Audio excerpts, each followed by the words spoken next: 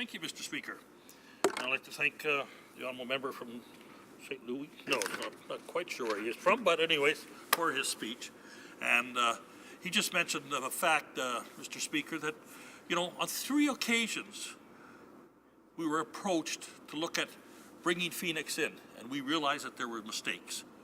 And still the same number of people were there that the Liberals said, well, because there were so many people missing, we had to go ahead, or they couldn't get the information. I wonder, Mr. Speaker, if the member through you could kind of explain that those numbers didn't change within that short period of time there, that the membership, the staff at Pay Canada and that stuff was the same when we left government than when they took over government. Thank you.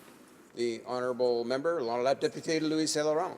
Thank you, Mr. Speaker, and I welcome the question of my colleague from Yellowhead. I want to pay all my respect for his tremendous job on behalf of his constituent here in the House of Commons. For sure, Mr. Speaker, there is no move about that. There were exactly the same number of people who worked at this situation than before.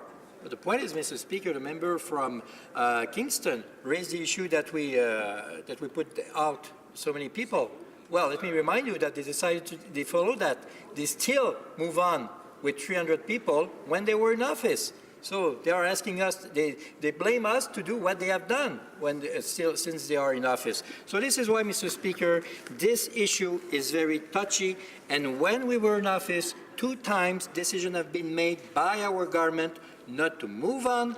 And there is 3 red light signals in January on this government. I have all the documents to table to prove that, but unfortunately, the government decided to move on February the 24th, 2016.